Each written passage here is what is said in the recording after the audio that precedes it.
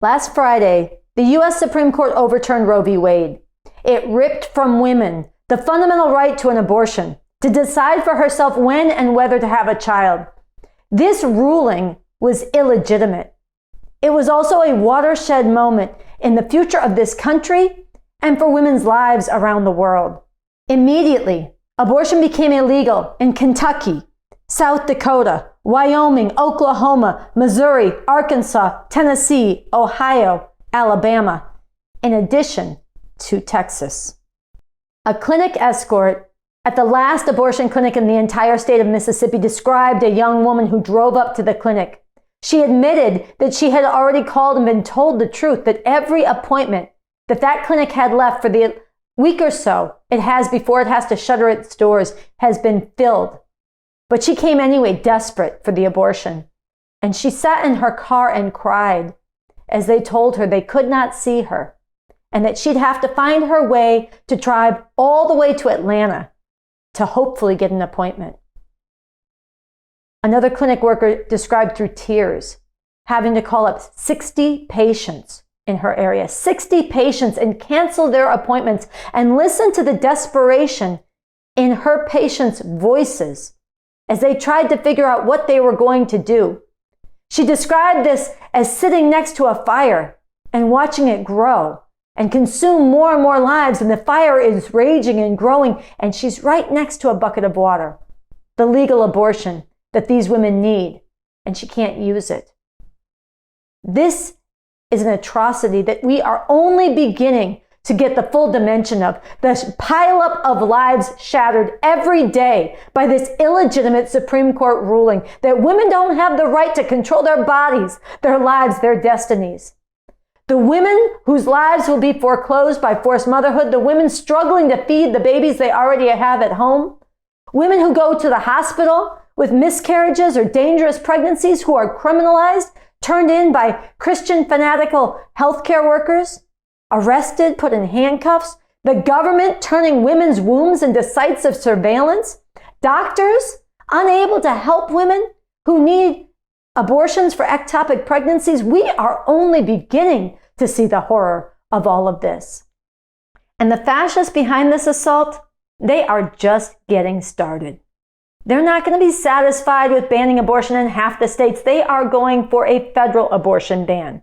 And Clarence Thomas, one of the fascist Supreme Court justices who just overturned Roe v. Wade, wrote in his concurring opinion that not only did he think Roe v. Wade, abortion rights, was wrongly decided, he thinks the right to birth control was wrongly decided. He thinks the Supreme Court rulings codifying same-sex marriage was wrongly decided. He thinks the rulings by the Supreme Court that decriminalized gay sex in people's private bedrooms was wrongly decided. This is infuriating. It is outrageous. Everybody should be furious. And we should be furious not just at these fascists who have taken this right away from women, but against the people of this country who sat back and let this go down. It did not have to turn out this way. It's not like there was nobody fighting. Rise Up for Abortion Rights, which I initiated together with Merle Hoffman, Lori Sokol, and others from diverse political perspectives and backgrounds. We were out there sounding the alarm, calling on people and mobilizing people to stand up and not let this go down. We waged nonviolent civil disobedience. We went to jail. We held protests and rallies. Thousands and thousands of people joined with Rise Up for Abortion Rights, joined this movement across this country, walking out of school, shutting down business as usual, disrupting sports arenas, doing all kinds of bold and courageous things, hurling the shame of the patriarchal Catholic Church back at the church, waking people up, again and again, popularizing the green bandana of the victorious and heroic struggle for abortion rights from Argentina and Colombia and Mexico and other countries across Latin America. Let's listen to just some of what people said at these rallies. We can no longer afford to stand aside.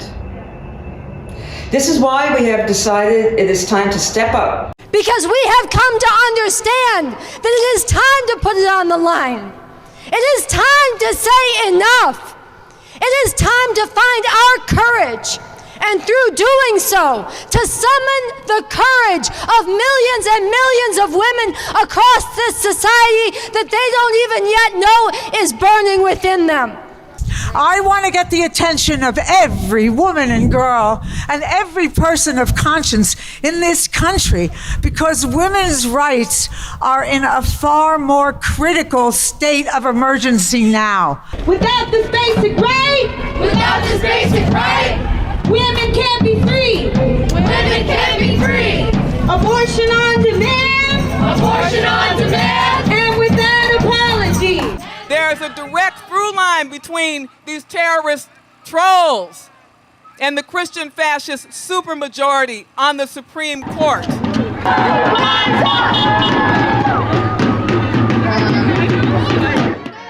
We want to just have control of our own bodies, and that's a fucking right.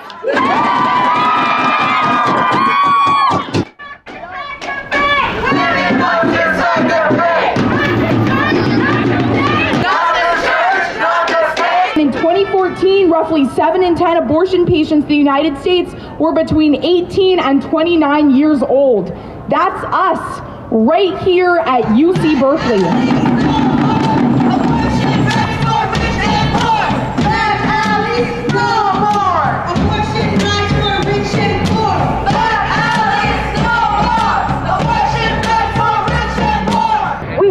Fight, and you here are fighting, and you have no idea how much other countries are looking at the U.S. and what we do. I'm tired of doing nothing, and that is why I'm here right now. I know a lot of students right now, they talk about it, they're like, this is wrong, but we need to be here. We need to make this history happen right now.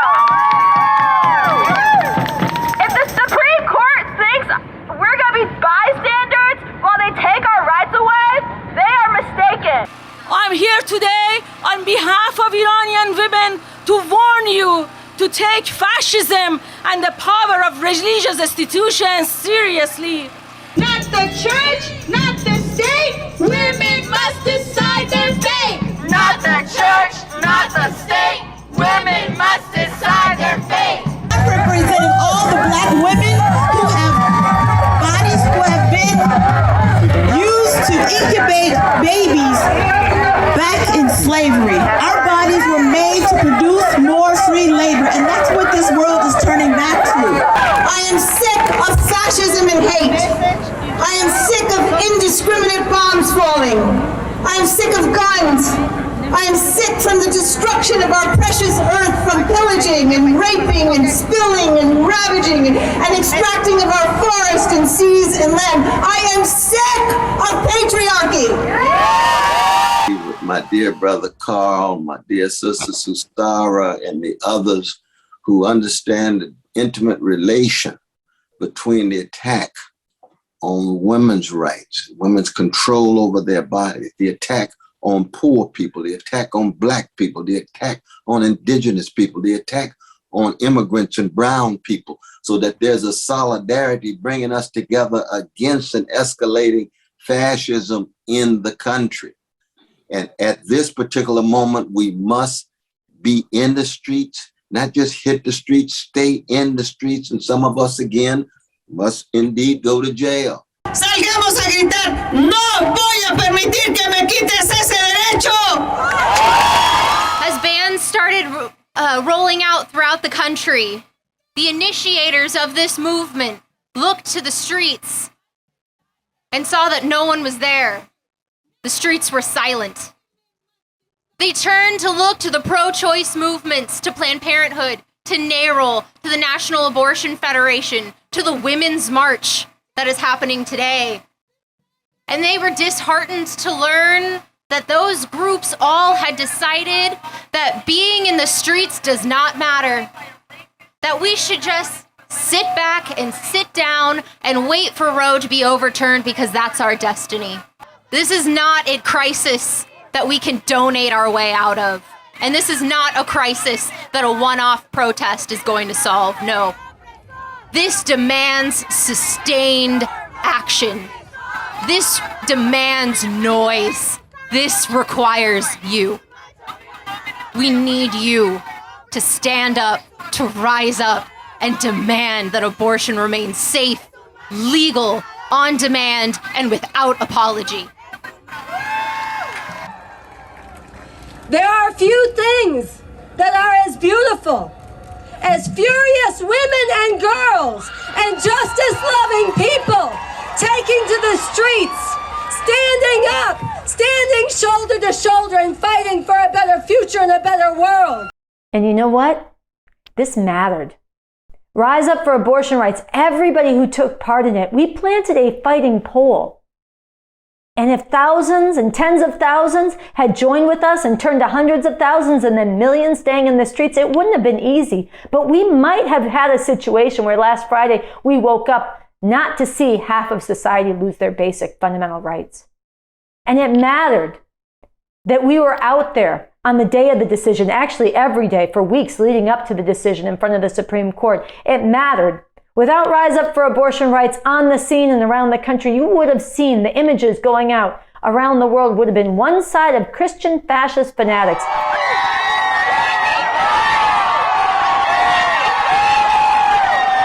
Popping champagne, dancing and celebrating, talking about how they're going to criminalize all abortions for all women in all circumstances. And mostly, you would have seen on the other side people crying, demoralized, defeated. And yes, I cried too. I felt that anguish and that pain. But we raised the cry and we led others to echo it. And it radiated across the country and around the world. Illegitimate. Illegitimate. Illegitimate. Ruling was illegitimate. It must not be accepted. And people in this country need to stand up now, fill these streets and demand that the U.S. government at the federal level restore nationwide legal abortion.